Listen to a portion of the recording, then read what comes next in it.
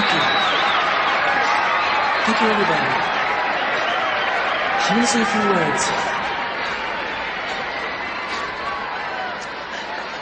Well, we're embarking on this tour for many reasons.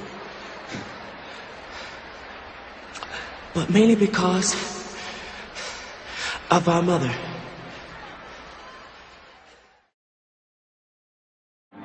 In the backseat of a limousine after the concert, I learned how it all began 16 years ago from Marlon Jackson. One day, our television in Gary, Indiana, broke down, and we took it to the shop. And the guy was late fixing it, so we started singing country western around the house with our mom. Cotton Fields Back Home, those country western songs. And then we just kept singing and practicing. Kate Jackson persuaded her husband, a weekend musician himself, to take over the act. There must have been sacrifices.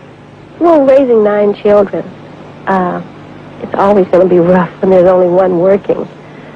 And we sacrificed a lot. I want to give you this information, this sound now from Katherine Jackson, 79 years old, the mother of 9 and matriarch of the clan. Katherine Jackson, excuse me, everybody. Katherine Jackson is the glue that has kept this family together. Over the years, she has had to deal with everything from her husband's adultery, which she wrote about in her autobiography back in 1990, to the trials and tribulations of her famous sons, including Michael, of course. Now she's granted custody of Michael's 3 children, but she still faces a long court battle over his estate. She agreed to go public for the first time since Michael's death to put to rest some ugly rumors like the widely circulated tale that she and her husband Joe are estranged, and that Joe is even banned from seeing the grandchildren and banned from the Jackson home. Here, ladies and gentlemen, in a world exclusive,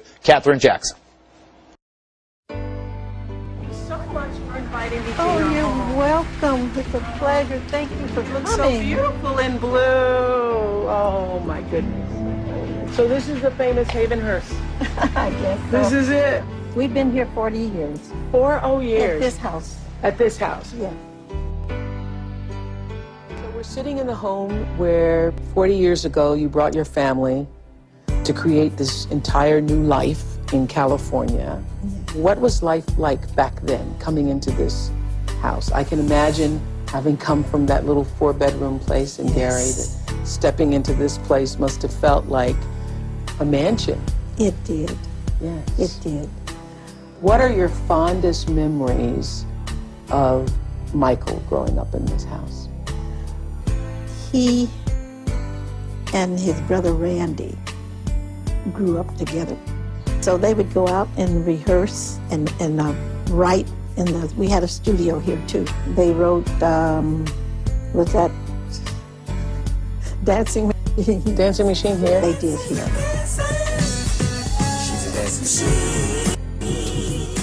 But by the time you got to this house, you all were already pretty famous household names. Yeah. That was the time where I was hoping you would be my mother-in-law. Did you know that? Because I love Jackie Jackson. He was my favorite Jackson. And I just want them to be good citizens, grow up to be good fathers, which they are, all are. Amidst all of this, Katherine is talking for the first time about how different it is raising children in your 20s from raising children in your 80s. Michael's children are good children, and he raised them out of love and understanding, and I don't have a hard time with them because they know how their father had them raised, and they're very respectful, and also it's a difference today. Oh my gosh, when did you shoot up so tall? They're taller than I would have thought, more mature. But these are 3 of the most famous children in the world. Prince, Paris, and Blanket Jackson. So different now than when they broke our hearts almost 2 years ago at their famous father's funeral. Daddy has been the best father you could ever imagine. Today, they are still very much connected to their father, continuing his legacy of giving. And on this day, they are inside LA Family Housing. an organization that provides services to help families and individuals transition from being homeless. Mrs. Jackson, I look at your grandchildren and to see how they're just so well adjusted, they're kids, caring children. They're good kids. And here, there are just 3 children playing among the other kids. And Grandma is, well, just a regular grandma, too. Sit up straight. I want them to sit out.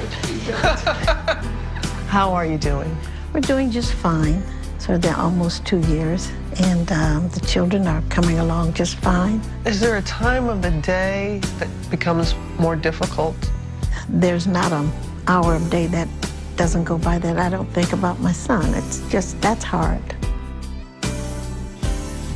But Catherine Jackson still sees her son as a victim, set upon by people who wanted his money and would do anything to get it.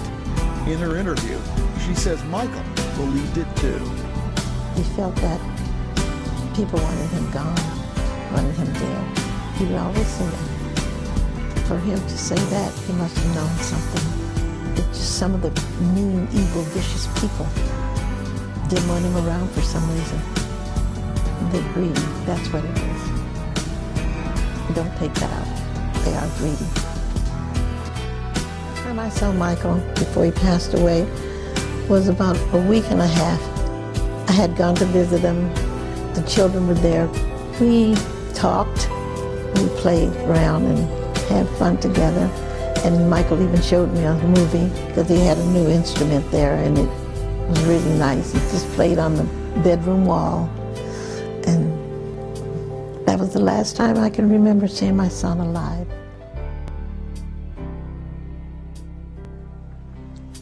You know, I was sitting in my room, thinking about when we were little. You were always practicing a performance, always on the stage. You were so young when you started, that's all you ever knew. I wanted to play with the other kids. Set up your candy store. Wanted to trick-or-treat on Halloween. Ride bikes. Used to see the other kids on the street playing. But I never had time for all of that. You missed a lot. It's true. I always thought you were going to leave Joseph someday. After all the hard times he put you through.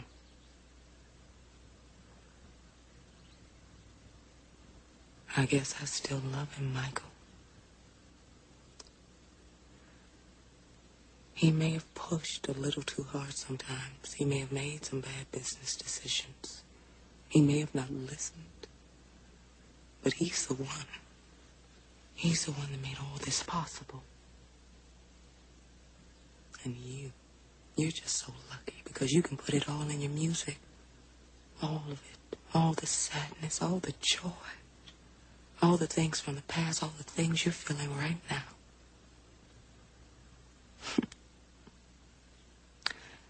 Michael, come sit next to me.